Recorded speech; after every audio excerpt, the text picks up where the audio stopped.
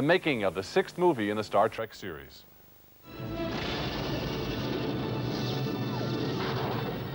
Star Trek VI, The Undiscovered Country, brings back the crew of the Starship Enterprise for another action-packed space adventure. Kirk, Spock, and the rest of the popular characters are aiming to top their previous treks across the galaxy. We're all fight with tooth and nail to prevail over the forces of evil. It's a great adventure story, a great story about history in the making. You can look forward to a lot of Klingons. You can look forward to a film that has more guest performers than any other pictures have had. The cast is staying mum on the making of the film, other than saying it was partly shot in Alaska. Rumors have been swirling that some characters die in the film. James Doohan quoted the last page of the script for us. Chekhov says, well, is this goodbye? Uhura says, we've been dead before. This Star Trek epic is being touted as the last one of the series, so we asked the cast if that's true. It's been written as the last one, and everybody's going around saying it's the last one. I'm saying it's the last one.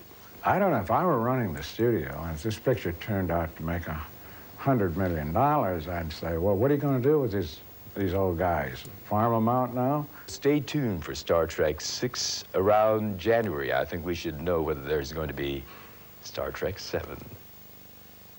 Damn it, Jim. Star Trek VI will open in theaters around the country on December the 13th. When the Star Trek series began to explore strange new worlds in 1966, it was on a 5-year mission. This month, the show and its stars are celebrating their 25th anniversary. And Star Trek and the Next Generation are traveling into the future at warp speed on our Inside Story today. Space, the final frontier. These are the voyages of the Starship Enterprise.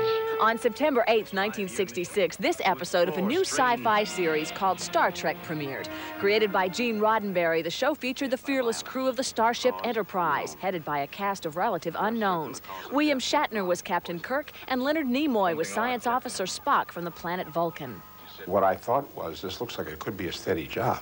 That was important. Although it had a small, loyal following, Star Trek didn't do well in the ratings and was canceled after 3 years. But in reruns, it found a whole new audience because it aired at an earlier hour. So kids could watch it, and adults would watch it, and it cut across all the demographic lines, and it became popular in its syndication. The show took off. Fans came to know and love all the characters, as well as items like phasers, transporters, and tribbles. Then there were those famous catchphrases that people still quote today. Fascinating. I'm a doctor, not a bricklayer. That is quite logical, Captain. When Gene Roddenberry called us in the spring of '69 and said, it was been nice working with you, hope we can do it again sometime, no one considered that prophetic. It was, because in 1979, they all returned in their first feature film together, Star Trek, the motion picture. Star Trek, the motion picture, the first one, was supposed to be the only Star Trek movie. That's why it was called the motion picture. But that made a ton of money. And so what that dictates is a sequel. There have been 5 Star Trek features and a 6th on the way. The characters have survived the death of Spock and his return, as well as the destruction of their beloved starship. What's kept fans coming back for 25 years? I just think the positive attitude of the show. It touches a universal nerve. To me, I just think it has some kind of magic to it.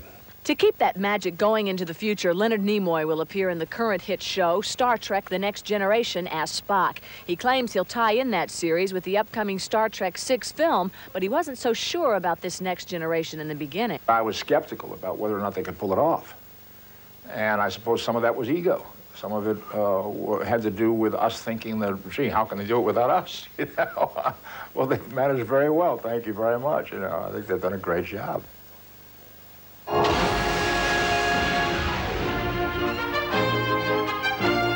On television, the Enterprise continues to soar with Star Trek The Next Generation. Debuting in 1987, the series was reborn with an all-new cast, fancier special effects, and a flashy new starship. Hello. It's good to see you again. What brings you to the bridge? Patrick Stewart is at the helm 85 years into the future, heading up the show where Captain Kirk left off. It's a legacy Stewart says he finds reassuring. It's very satisfying to be part of a show which is already a television legend. So one knows that we're doing something which has substance to it and that will survive. The cast and crew are celebrating their 5th season this fall. They've already made it through 100 episodes, and that's a milestone that Star Trek creator Gene Roddenberry never expected to surpass. It's marvelous. You know, we for years we said the 5-year voyage, and we thought that would get us, you know, but this is exciting. Captain, I must request permission to send another officer. For co-stars like Michael Dorn, who plays the Klingon character, Lieutenant Worf, the show has been an unexpected bonanza. However, getting ready for each shooting day requires hours of makeup. Dorn says going into the 5th season doesn't make that job any easier. 4 years of makeup, I don't think anybody's ever done that before. And it's a little tedious. But if it wasn't for the cast and the show and the enjoyment, I don't know if I would do it. It's just too much. Still, everybody manages to keep their sense of humor. Brent Spiner, who plays the android Commander Data, says the appeal of the show never wears thin. There's a style that is Star Trek. There's a style of playing that's Star Trek. It's pretty much unlike any other drama to play because it's sort of a combination between reading Shakespeare and tying a towel around your neck and flying around the room, you know. It is a most unusual phenomenon. And it is my mother's favorite thing in the whole world. Is it really? Star Trek? Oh, she's really into it. I didn't think mothers watched that. That's cool. Well, of course. Well, you're into it big time. But I'm not a mother, but yeah. When I was a kid, it was the one television show I was allowed to watch every week. I was allowed to pick one, and Star Trek was the one. And I was really angry when they canceled it. Was it NBC that canceled it? Yeah. When did you learn to do this? Live long and prosper. Yeah, that's right. Well, we should tell you that Star Trek The Next Generation debuts beginning September 23rd, and the episodes featuring Leonard Nimoy are scheduled for November, so not to be missed. That should be fun. John Goodman talks softly and carries a big stick as baseball legend Babe Ruth. That's coming up next.